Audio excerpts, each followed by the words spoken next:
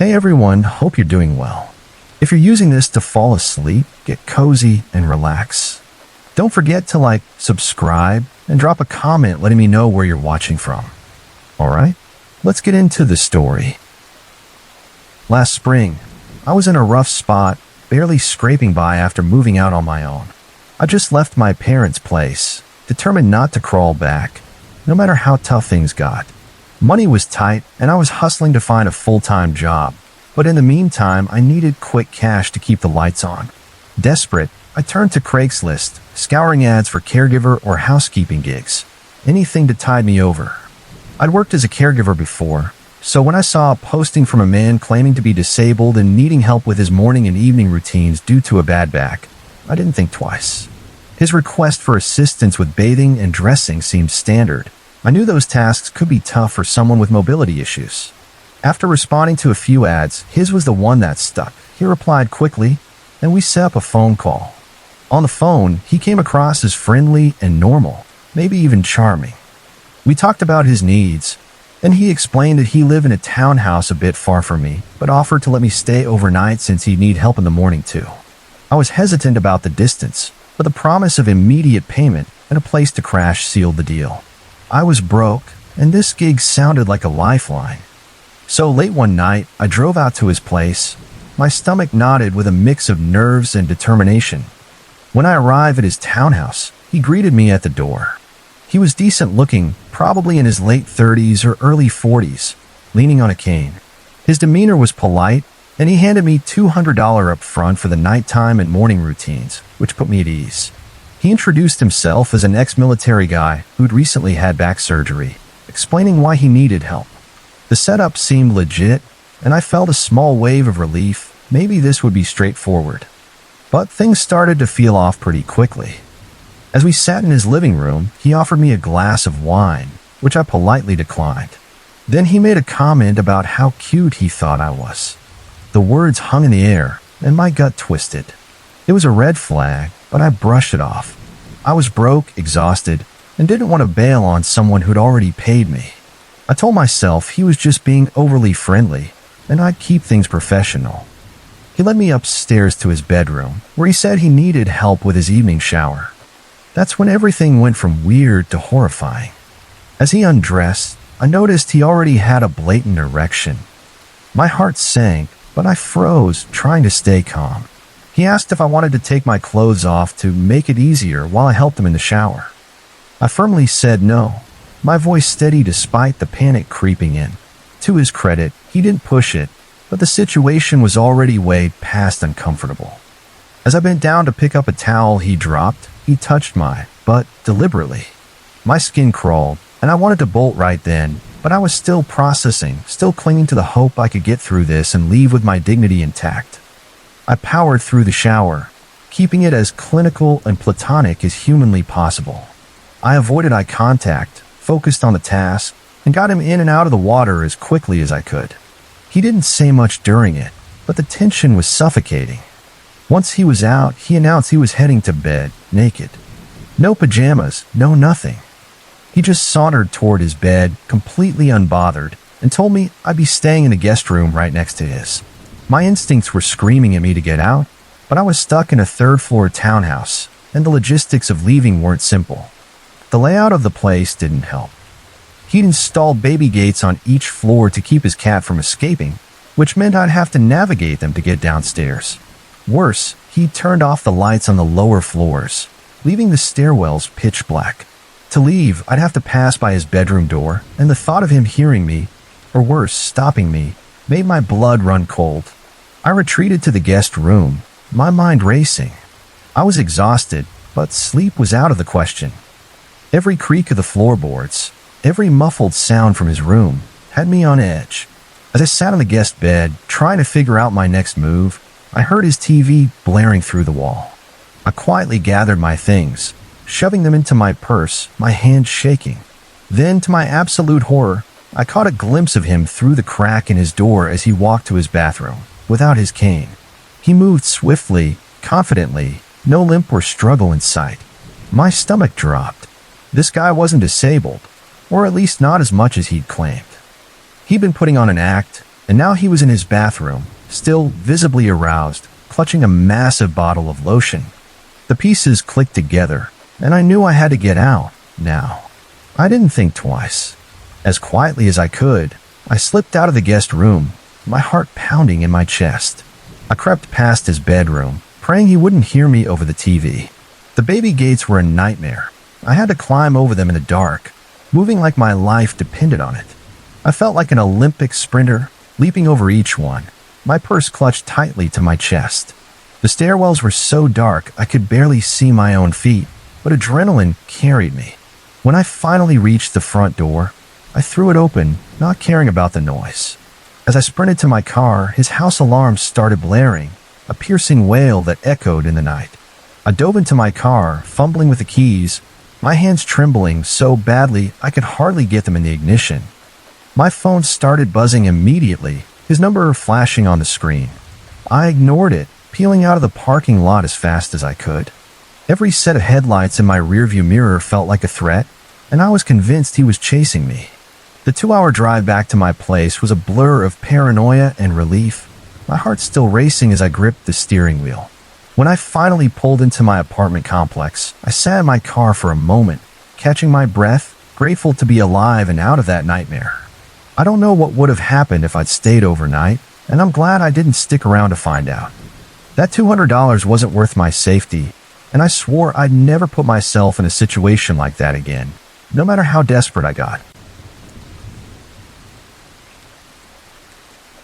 I'm a 33-year-old woman from Los Angeles, and 3 years ago, my boyfriend and I made a life-altering decision. We were both turning 30, and instead of settling into the grind, we sold everything we owned, packed up a Chevy Trailblazer, and hit the road to travel across the United States and Canada. You could call us backpackers, though my brother jokingly refers to us as anti-establishment hippies. We're not fully off-grid, but we've stripped our lives down to the essentials, chasing good weather and seeking out state parks where we can backcountry hike into the wilderness for days at a time. Our setup is simple. We share one prepaid flip phone for emergencies and checking in with family, and I have a MacBook for work.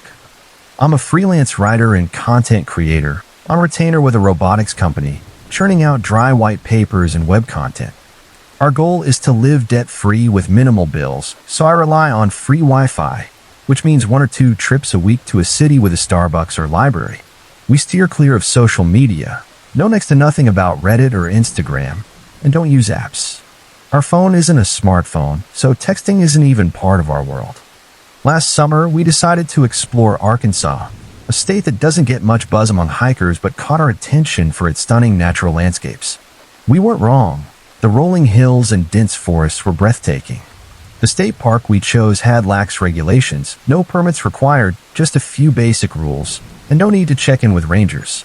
We packed our gear, tent, sleeping bags, food, water filters, and other essentials, and planned a 6-day hike, 3 days in and 3 days out, deep into the backcountry. The entire time we were out there, we didn't see or hear another soul, which suited us just fine.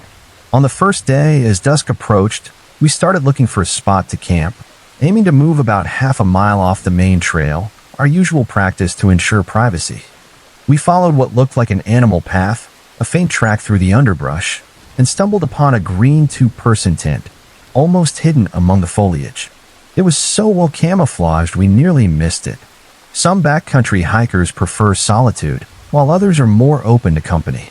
We fall into the social camp. We've had great nights swapping stories, sharing food, and passing a joint or two with other backpackers.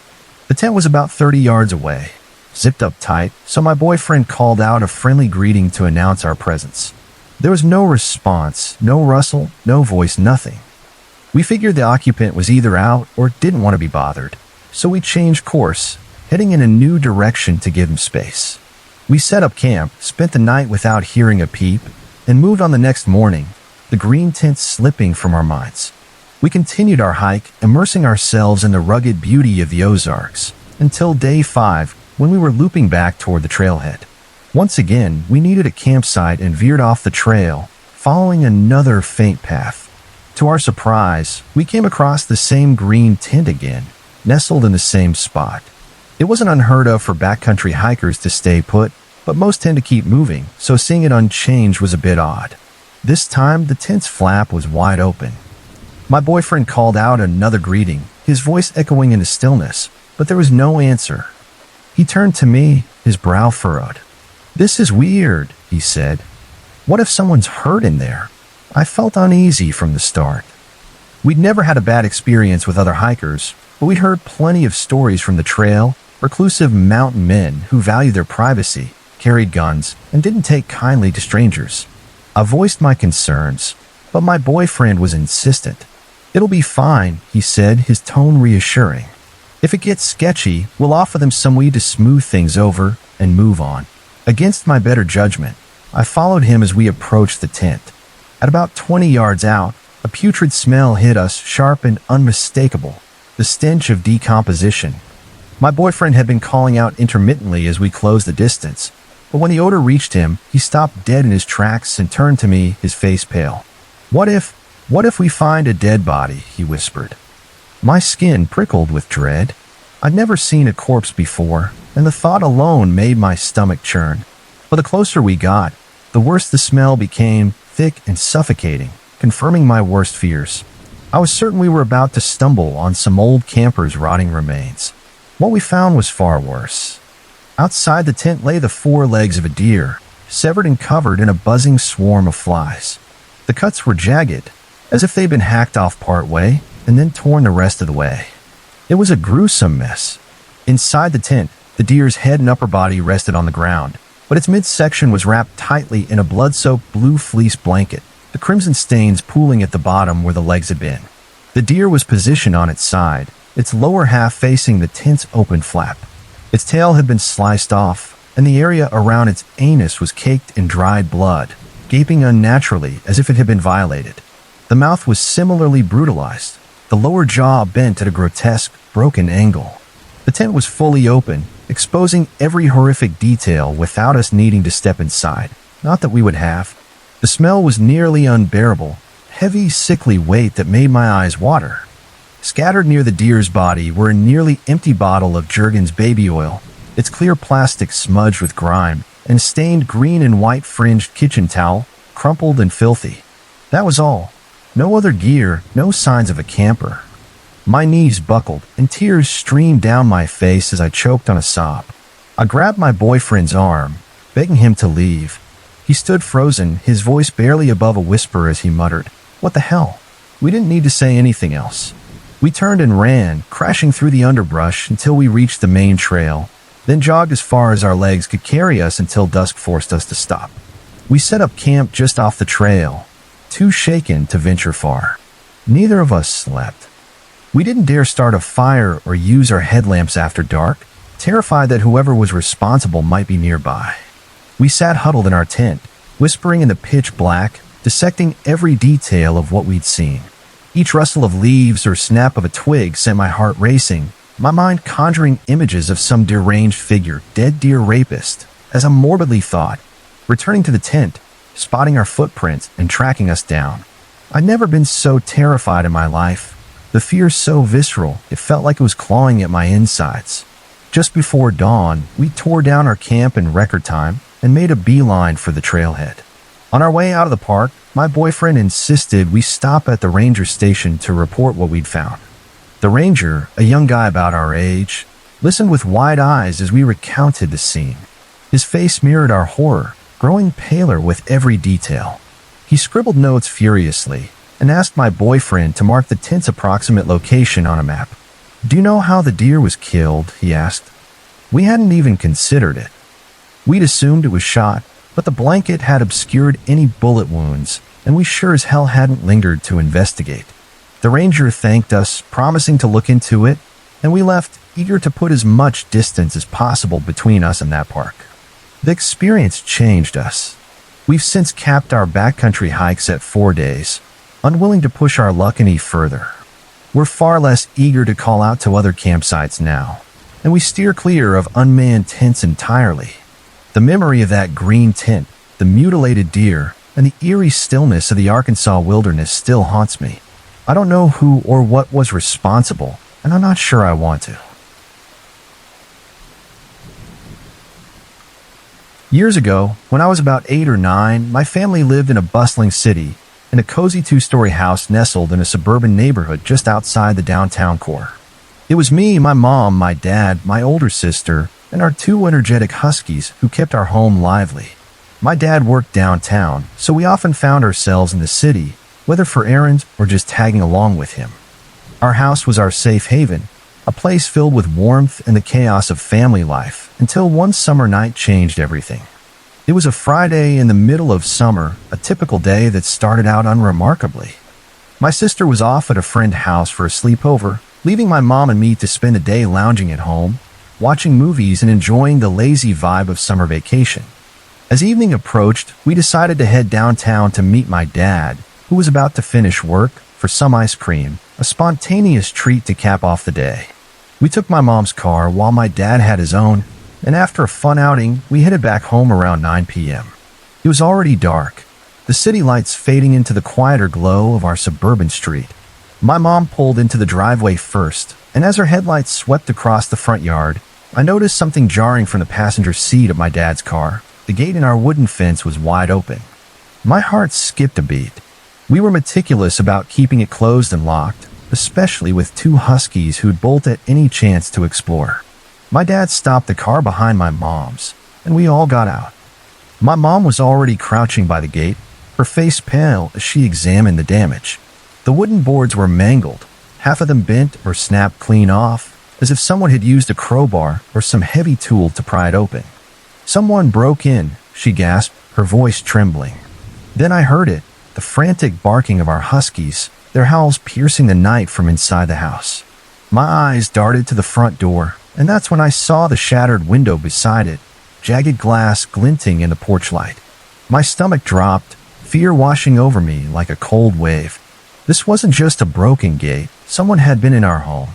My dad's face hardened, and he pulled out his pocket knife, its small blade looking woefully inadequate for whatever we were about to face. "Call the cops," he told my mom, his voice low and urgent, before stepping toward the door. I don't know what possessed me, but I scrambled under the porch and grabbed my baseball bat, the one I kept there for impromptu games in the yard. My mom stood frozen by the door, clutching her phone, her eyes wide with panic. "Don't go in there," she pleaded, but my dad was already easing the door open, his knife gripped tightly. I followed him, bat in hand, my heart pounding so hard I could hear it in my ears. I was terrified, but the thought of someone violating our home sparked a flicker of anger that pushed me forward. Inside, the house was eerily quiet except for the dog's relentless barking.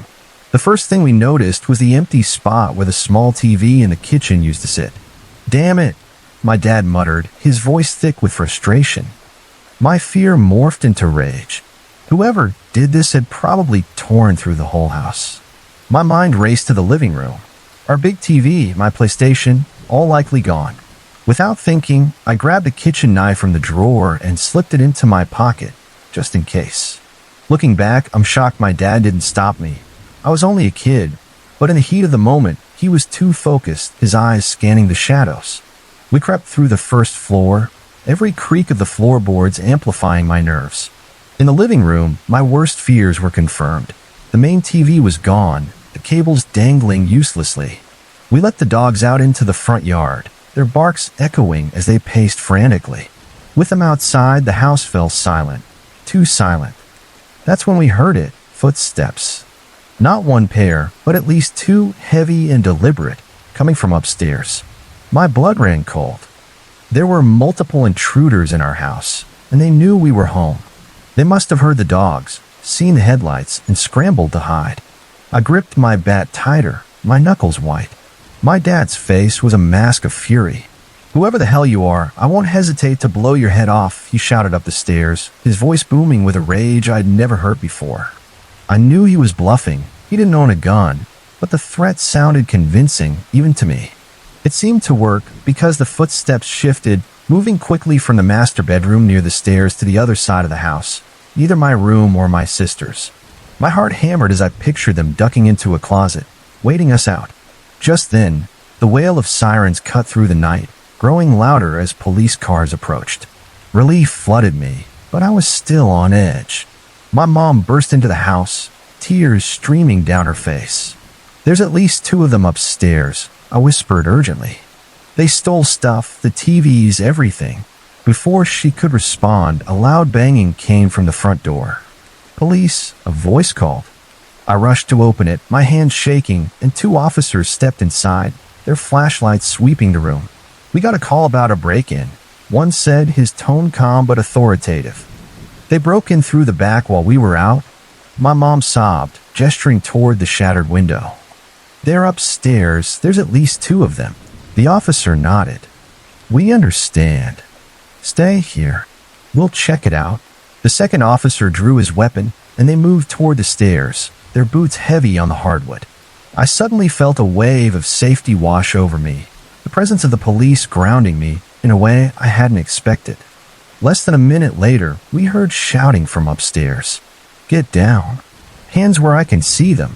My mom clutched my arm, her nails digging into my skin.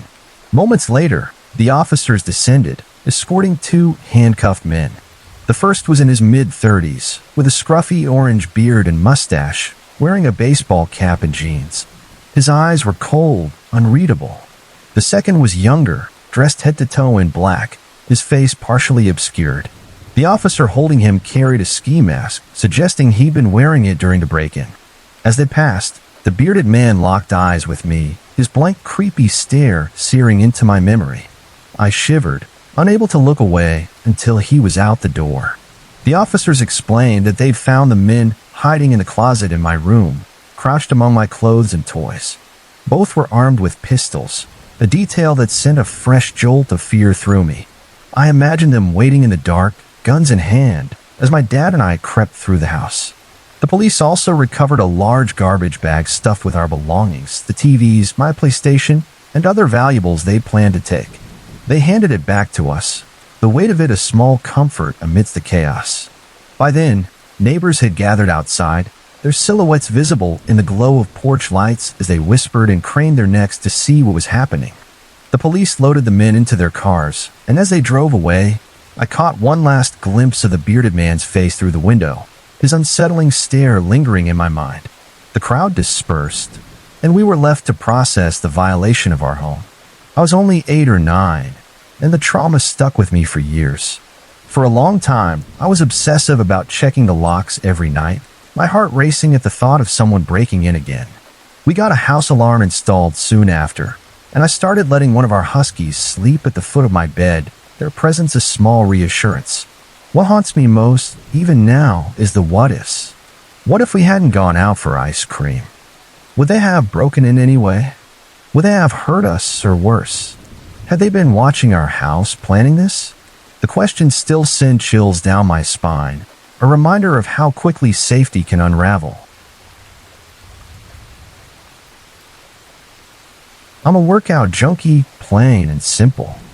Lifting weights and running are my therapy, my escape. I log about 12 miles a week, typically splitting it into 4 3-mile runs along the scenic trails that wind around the lake in my hometown.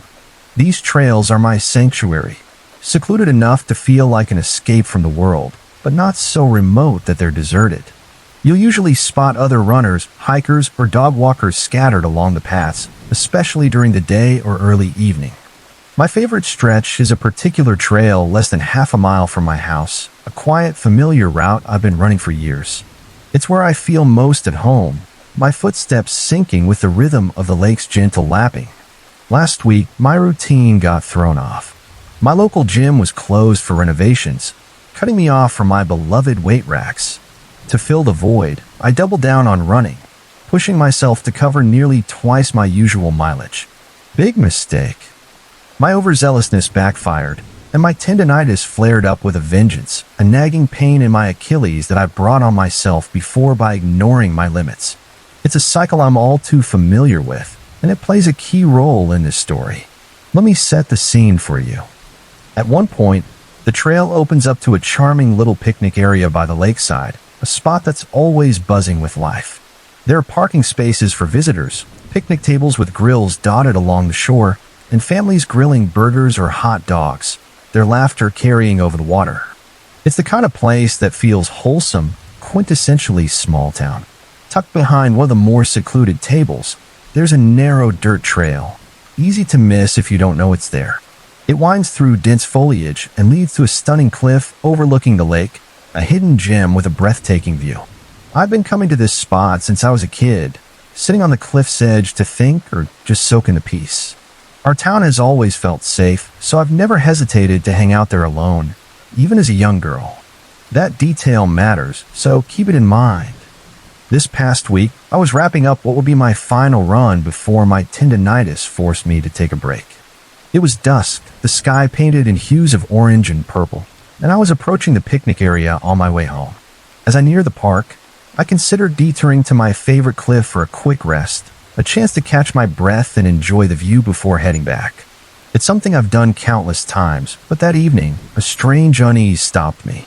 I'm not prone to paranoia. I'm adventurous by nature, always eager to explore, but I'd recently spent hours reading chilling stories on Let's Not Meet, a forum filled with real-life encounters that make your skin crawl. Those stories had planted a seed of caution, and something in my gut whispered, maybe not tonight. So I skipped the cliff, picked up my pace, and kept moving toward home. As I passed through the picnic area, I noticed a gray van parked in one of the spaces. It didn't strike me as odd at the time. People often park there, fishermen casting lines or families wrapping up a late barbecue. I figured it was nothing, maybe a lone angler, and continued on my way. Looking back, I'm so grateful I listened to that gut feeling and didn't linger. The next day, my tendinitis hit me hard. The pain was brutal, a sharp ache that made walking a chore, let alone running. I knew I'd overdone it, and I had no choice but to rest. I spent the day hobbling around, icing my ankle and cursing my own stubbornness. That morning, as I sipped my coffee, my phone pinged with a news alert from my local app. The headline stopped me cold. Police investigating dismembered, burned female body found at lake. My heart sank as I opened the article, dreading what I'd find. The details were worse than I could have imagined. The body, gruesomely chopped and burned, had been discovered on my favorite trail, right between the secluded picnic table and the cliff I loved so much. Less than a mile from my house. The same spot I run through 4 times a week, the same place I'd nearly visited just a night or two before, as I'd done countless times since childhood. My hands trembled as I read on. The discovery was made just hours before I woke up, meaning the body had been there, hidden in the foliage, while I was running nearby. The realization hit me like a punch. My Let's Not Meet paranoia had saved me from wandering down that trail at dusk, where I could have stumbled across something horrific, or worse, encounter whoever was responsible. I thought back to the grave I'd seen, the one I'd brushed off as harmless. Now, it felt ominous. The police were still investigating, with no suspects in custody, and I sat in my dark house, the blinds drawn, praying they'd catch the culprit soon. The news shook me to my core, but it got worse. I remembered conversations with 2 female friends who used to run the same trails but stopped after noticing a gray van repeatedly driving by during their runs, week after week. It had creeped them out enough to change their routes, and now I wondered if it was the same van I'd seen. Then there was the couple I'd recently bumped into on the trails, who mentioned smelling something strange days before the body was found. The wife, who'd worked at a crematorium, described it as the unmistakable stench of burning flesh, a smell she said you never forget.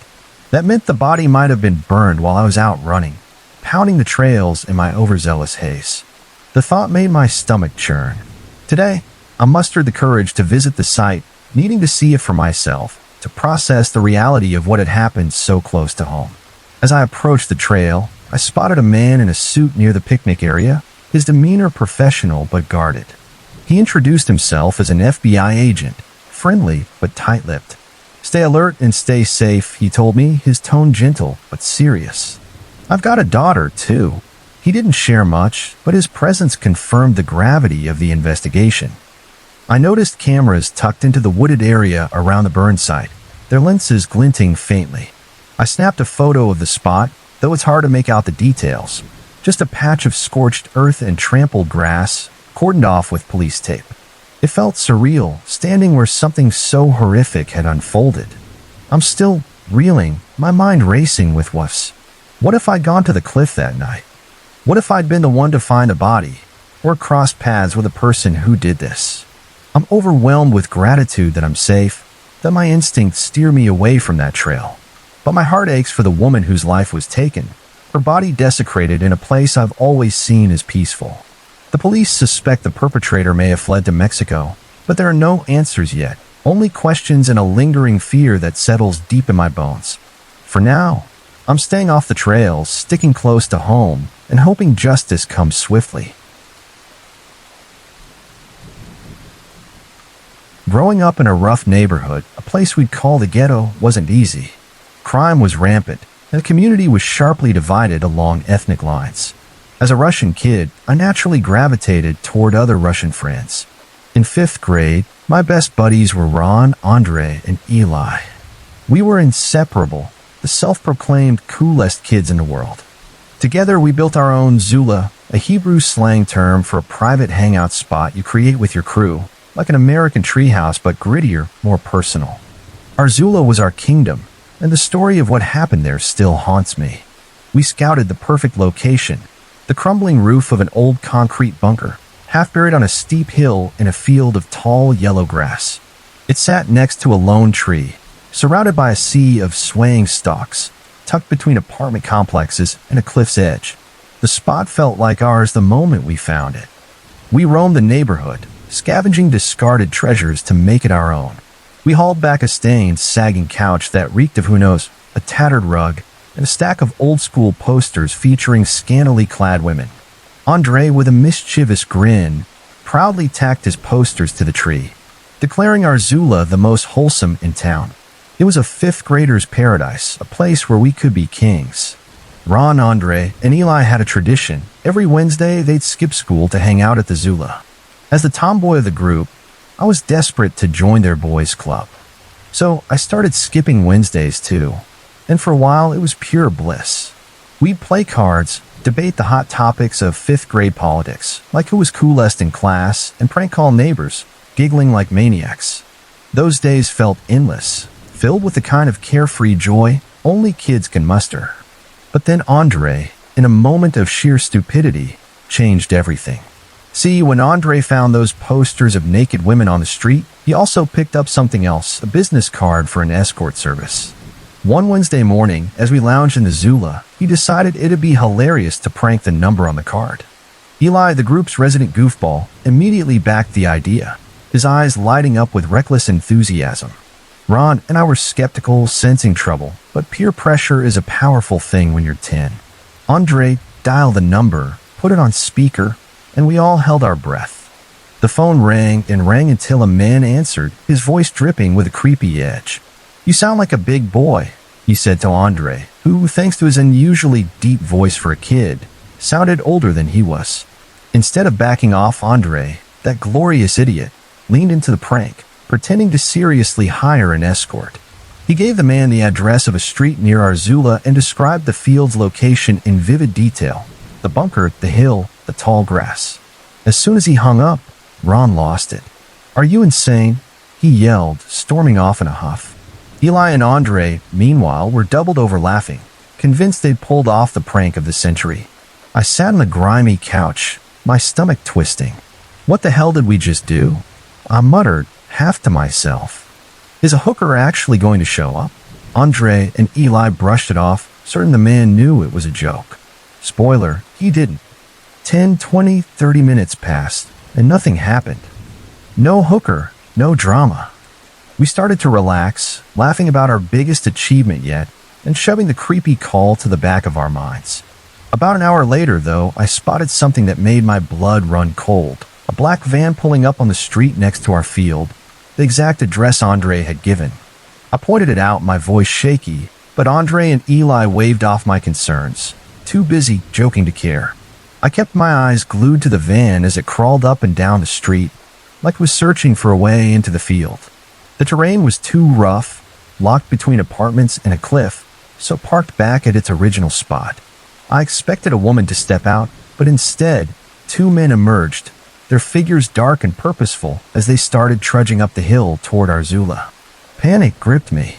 "Guys, look," I hissed, nudging Andre and Eli. We froze, the reality of our screw-up hitting us like a freight train. One of the men shouted, "Big boy, I need to ask you something." His voice was cold, predatory, and it snapped us out of our days. We bolted, tearing through the tall grass, our legs pumping as we scrambled up the steep hill. Eli, always the clumsiest, tripped and fell, scraping his knee bloody. He didn't cry out, and in our terror, we didn't notice he'd fallen behind. By the time we realized, we were too far ahead, and the men were closing in fast. Like the cowardly 10-year-olds we were, we kept running, leaving Eli to fend for himself. We reached a cluster of concrete shelters on an upper street. Israel is dotted with these old bunkers, relics of a tense past. We ducked into one of the box-like structures, easing the heavy metal door shut and huddling in the darkest corner. My heart pounded so loud I was sure the men could hear it. Outside, we heard them searching the other shelters, their footsteps heavy and deliberate. I clutched Ron's arm, both of us trembling. Then the door to our shelter creaked open, and a man's voice slithered through the darkness. "We just want to talk. We came all this way for you." It was cold, eerie, disgusting, and it sent chills down my spine. We screamed, our voices raw with fear. By some miracle, a couple walking their dogs nearby heard us. They stormed over, their massive German shepherds barking furiously, and shouted threats about calling police. The men bolted, their footsteps fading into the distance. We collapsed against the shelter's wall, gasping with relief, thinking the nightmare was over. Then we remembered Eli. Guilt and dread flooded us as we crept back toward the Zula, scanning the field for any sign of him. He was gone. Andre was the only one with a cell phone, but Eli didn't have one, so calling him wasn't an option. We hoped he'd made it home and decided to head to his place, taking a route through my street to stay cautious. We checked for the van as we left the field. It was nowhere in sight, so we started walking, our nerves still frayed. We were wrong to think we were safe. As we crossed my street, the black van reappeared, roaring toward us from behind. We sprinted up a long staircase connecting the streets, the van screeching to a halt at the bottom. One of the men leapt out and charged up the stairs, moving like a rabid animal.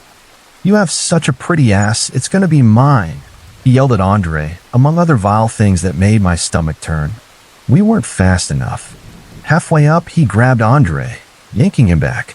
Andre's screams were piercing, unlike anything I'd ever heard, and I was sobbing, helpless.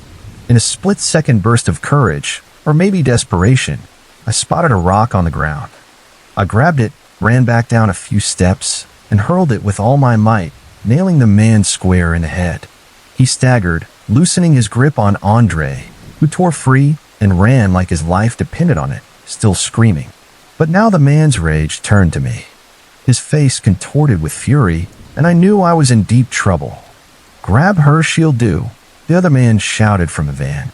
I tried to run, but he caught me by the hair, dragging me toward the van. Time slowed, each second stretching into eternity as I kicked and screamed, my scalp burning. Then, out of nowhere, my older brothers appeared, sprinting toward us with a metal pipe in hand. They'd heard Andre's screams from down the street and came running. They pried me free, tackling the man and unleashing a flurry of blows. The second man hesitated, then fled back to the van. My brothers let them go. Calling the cops wasn't an option in our neighborhood, where police response times were glacial and trust in them was even thinner. Plus, my brothers worried the men might have connections who'd come after them later. The aftermath was chaos. I got the worst grounding of my life from my parents, a lecture laced with slaps and tears. My brothers were hailed as heroes, though they downplayed it. Andre needed therapy to cope with the trauma. His usual bravado shattered. Ron, ever the pragmatist, got a pizza and slipped away, leaving us to deal with the fallout. Eli, we later learned, had broken his arm falling down the cliff while escaping. When we visited him, we drew crude sketches on his cast, our way of saying we were sorry for abandoning him. True friends, right? Our parents forced us to hand over the business card to the police, but we never heard back. No arrests, no updates. Whether they investigated at all is anyone's guess. Our friendship, once unbreakable, frayed over time. Andre, Ron, and Eli drifted into the neighborhood's darker side, dabbling in small-time drug dealing and hanging with sketchy crowds. I kept my distance, heartbroken but unsurprised. The lesson burned into me. Never mess with shady business cards, not even for a prank. Our Zula, once a symbol of our invincible fifth-grade bond, became a memory tainted by fear, a reminder of how close we came to something unspeakable.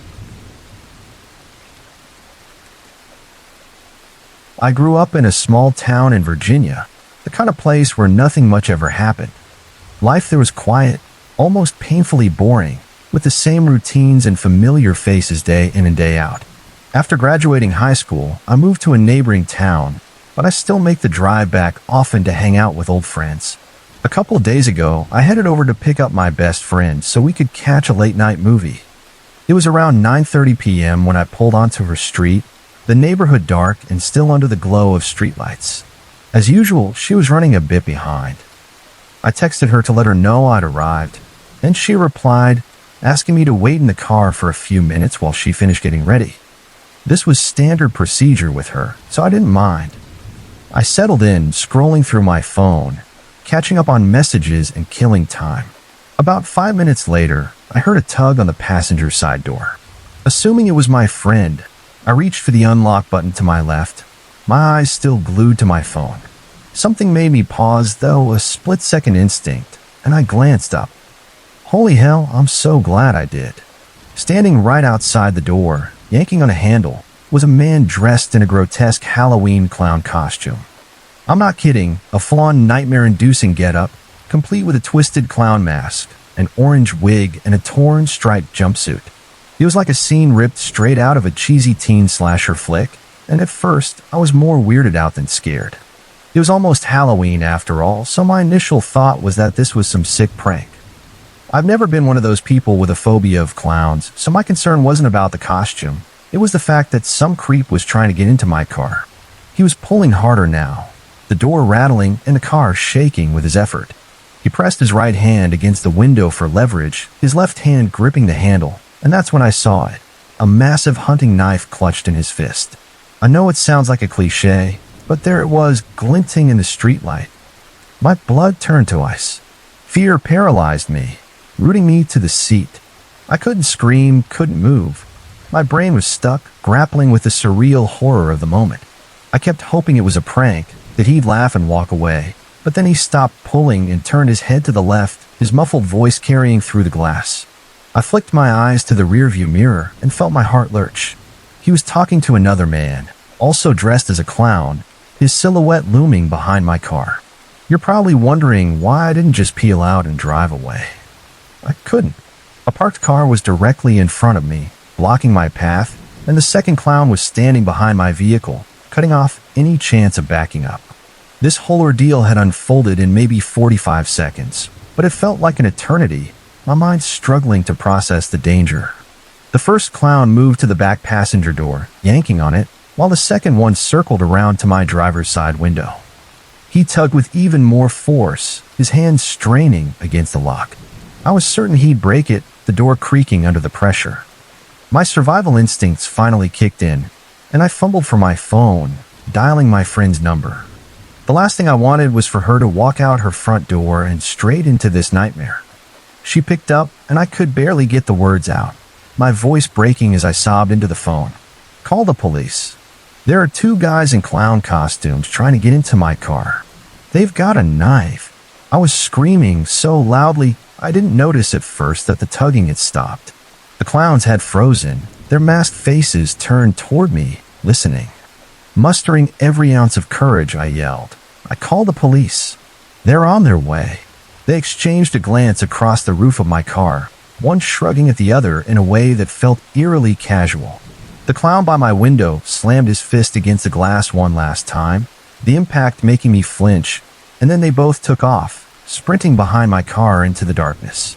I watched them in my side mirror, my chest heaving, until their figures vanished. A minute later, a huge pickup truck roared past, and I caught a fleeting glimpse of them inside.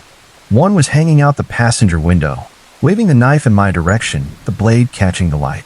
I sat there alone, tears streaming down my face, too terrified to move. I couldn't bring myself to get out of the car, and I didn't want my friend to come outside, not knowing if those men were still lurking nearby. For 5 minutes, I cried, my hand shaking as I gripped the steering wheel, trying to process what had just happened. The police arrived soon after, their flashing lights a small comfort. I gave them a detailed statement, my voice still shaky as I described the clowns, the knife, and the pickup truck. They searched the neighborhood, combing the streets and nearby alleys, but found no trace of the men. What they told me next made my stomach drop. In the past 3 weeks, there had been 7 reported incidents in our town involving men dressed as clowns harassing people. Most cases involved them stalking playgrounds and schools, sometimes brandishing guns. Another person had been targeted in their car, just like me.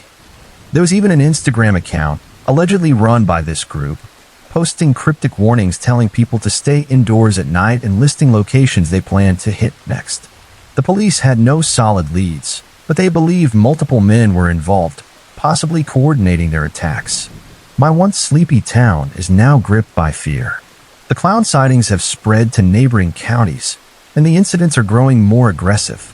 People are locking their doors, avoiding late-night outings, and keeping a close eye on their kids. The police are urging everyone to stay vigilant, but the lack of arrest has left the community on edge. I'm still shaken, replaying that night in my head. The grotesque masks, the knife, the way they looked at each other so calmly, like this was just another day for them. My little town, the one I used to call boring, is anything but now. And I know one thing for sure, I'll never wait in my car the same way again. The darkness was our constant adversary, an unrelenting force that seemed to tighten its grip whenever we faced a moment of confusion or fear. Except for the brief moment when we hid from the probing headlights of a car, the oppressive gloom of the abandoned compound was our enemy, wrapping us in its malice as if it knew we didn't belong. It felt alive, as if it could sense our unease and was punishing us for trespassing. In that moment, as we stood in the gate operator's building, the only thing piercing the void was the stark yellow of a police line tape glowing under my torch's beam. I froze, my breath catching in my throat. In all my years of urban exploring, I'd never stumbled across a police line, let alone a potential crime scene. What had we walked into? The weight of the situation hit me hard. Just minutes earlier, a strange man had pulled up to the compound's main gate, muttering cryptic words, "Tonight is not the night." Now here we were, staring at a police line in a derelict building. Something was deeply wrong. I wouldn't blame anyone for thinking this whole adventure was a bad idea from the start. Sneaking into an abandoned compound in the dead of night was hardly sensible. But we were here, driven by a mix of curiosity and bravado. I shook off the spiraling thoughts and scanned the cordoned-off area again with my torch. At first, nothing stood out, just dust and decay. Then, my beam caught something on the floor in the center of the taped-off zone. I did a double take, my heart lurching. And I noticed my reaction and shuffled over. "Everything okay?" "What you looking at?" B asked, his voice tense. He froze as his eyes followed my torch's light. A joined us, his gaze locking onto the same spot, and he went rigid. "No way, it can't be," he stammered. "Is that blood?" My torch illuminated a blotchy, crimson patch on the concrete, its color unmistakable. The silence that followed was heavy, each of us grappling with the same chilling realization. This was no joke. "Okay, let's not freak out," he said, his voice surprisingly steady. "We don't know if this is real. Could be some messed up prank." His attempt at calm was admirable, but I could hear the strain beneath it. "This is bad," I replied, my voice hollow with shock. "I don't want to be here anymore," I said, his tone shaky, almost pleading. Despite his usual tough guy act, the sight had rattled him deeply. But A was stubborn, and our mission to explore the entire compound still burned in him. "We've got more buildings to check," he insisted. "Let's forget this, pretend we didn't see it, and keep going." B stared at him, incredulous.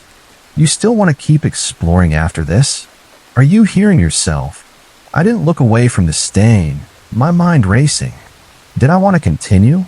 Other than the strange man at the gate and this apparent crime scene, nothing overtly dangerous had happened. Yet, the rational part of me screamed to leave, but another part, the reckless, curious part, wanted to see this through, to explore every corner of this place and never come back. We'd been lucky so far. The compound was deserted, No signs of life beyond our own footsteps. If we returned another night, we might not be so fortunate. Still, an uneasy feeling gnawed at me, like unseen eyes were watching from the shadows. I made my choice. We keep going, I said firmly. But we need to be extra careful. Any sign of movement that isn't us, we bolt. B sighed but nodded. Fine, let's go. Torches off. We flicked off our lights, the darkness swallowing us once more as we leapt out of the operator's building, leaving the bloodstained and police line behind, pushing them to the back of our minds. Looking back, our decision to press on seems insane, driven by pride and a need to conquer the challenge. But in that moment, it was all or nothing. We returned to the center of the compound's town square, a desolate open area surrounded by looming buildings, to decide our next move. A quick glance at my phone showed it was 1 a.m. time had slipped away. We'd arrived around 11 p.m. and the hours had vanished in our cautious exploration. It was the middle of summer, so the sun would rise in a few hours, but exhaustion was creeping in, amplified by the oppressive darkness. We hadn't planned how long this would take, and the late hour was catching up with us. We agreed to explore just 2 more buildings before calling it quits, but which ones? For remained the 2 massive structures, the house-like building next to the operators, and the smaller pair opposite the sea-facing brick behemoth. A wild idea struck me. What if we split up? The words spilled out before I could second-guess them. B's face twisted in alarm, while A's expression turned thoughtful, as if he was actually considering it. That could work, I continued, warming to the idea. We'd cover 3 buildings at once, then explore the last one together. B was not on board. You were just preaching about being careful, and now you want to split up? Have you lost it? He snapped, exasperation clear in his voice. But he sighed, defeated. Fine, let's get it over with. I'll take the house-like building. You take the 2 smaller ones. And see, since this is your brilliant idea, you get the Northwest Big Building. We'll all do the West Big Building together. That worked. It was my idea, so I couldn't back out, even if the thought of exploring a massive building alone made my stomach knot. Plus, I had a reputation as the fearless one to uphold. Deal, I said, trying to sound confident. Before we parted, I laid out ground rules. We meet back here in 1 hour max. If you spot anyone, find a safe hiding spot, turn off all lights, and text the group. Keep your phone screen dim and covered. No shouting. We don't want to give away each other's positions. Stick to your assigned buildings, and no screwing around trying to scare each other. We're already on edge. If you finish early, find a lookout spot and watch for activity. A and B nodded, and we split, my heart pounding as I headed toward the Northwest Building. The walk to my building felt endless. Its sea-facing side required me to circle around to the front, exposing me to the chilly ocean breeze and anyone who might be lurking on the nearby beach. Before turning the corner, I squinted into the darkness, trying to spot any movement. Nothing. If anyone was out there, it was too dark for them to see me. I crept along the front, where every window was smashed, the frames gaping like empty eye sockets. I chose the first opening and climbed in, misjudging the drop and landing hard, a twinge shooting through my ankle. I was inside, alone in the thick, suffocating darkness. The roar of waves crashing against the shore filled the room, amplified by the hollow space, drowning out any chance of hearing subtle movements. I flicked on my torch, sweeping it across the floor, which was littered with scattered papers, barely any concrete visible. What the hell? I muttered, focusing my beam on the mess. Most pages were blank or illegible, soaked and curling from exposure to rain and sea air. I picked up one sheet, noticing a faint footnote. This book is property of the Ministry of Defense at HMS for the purpose of radar research.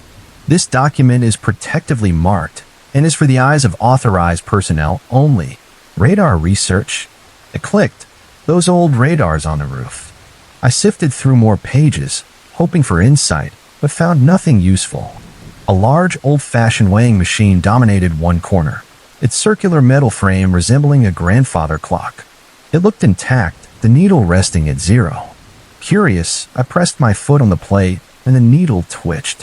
What the hell? I said, stepping onto it fully. The platform sank under my weight, and the needle settled at 10 stone. Still light, I chuckled, about to step off when machine's glass front shattered with a deafening crack.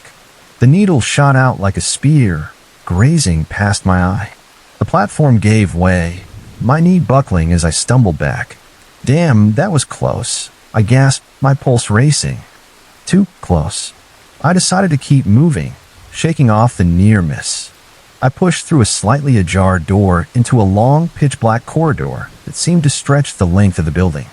Rooms branched off on both sides, too many to explore in an hour. To my right, the small room held a staircase and a boarded-up emergency door. On the wall, a crude drawing of a slender man-like figure stared back, the words, "They are watching. They are always watching," scrawled beneath it. My skin prickled, but I shrugged it off, probably just vandalism. I debated my options, tackle the upstairs now, or clear the ground floor first. Peering up the staircase, I saw only darkness, the steps steep and endless. I chose to get the worst over with and started climbing. At the top, a foul, putrid stench hit me, forcing me to cover my nose. The upper floor was even darker, the air thick with mold. My torch revealed a damp, pigeon-dropping streaked floor littered with bird carcasses. I shuddered. This was not a place to linger. A closed door, wooden with a frosted glass panel, stood before me. I assumed it led to the upper corridor. Opening it revealed another door directly ahead and a corridor veering left, then right. Shining my torch through the glass, I made out a medium-sized room with dark shapes inside, but no details. Given its position, it likely had no windows. I wasn't about to walk in blind. What if someone was hiding, ready to jump me? A light knock should flush out any movement. I tapped the door, but my light knock echoed like a gunshot. I froze, eyes locked on the room, ears straining for any sound over the distant waves. Nothing moved. After a tense minute, I felt safe enough to enter, closing the door behind me. The room was strange. The left wall was lined with ancient meters and switches, like a World War II cockpit, a rusted plaque reading Radar 1. The front and right walls were covered in pristine acoustic wedges, oddly new and untouched, as if recently installed. Why would a radar research facility need soundproofing? I fiddled with the switches, hoping for a reaction, but nothing happened. As I turned to leave, I caught a glimpse of something or someone through the door's glass panel, darting to the right. My heart stopped. Someone had been watching me, and now they were running. Adrenaline surged, logic thrown out the window.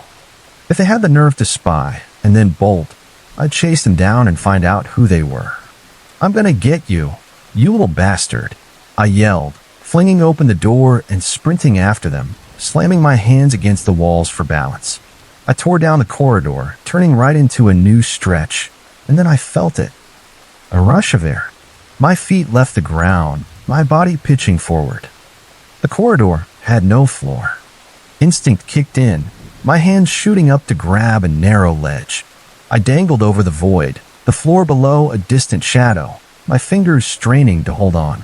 My senses were still reeling when I heard it, a deep, sinister laugh, disembodied and echoing from all around. The world went silent, the gravity of my predicament sinking in. Why always me?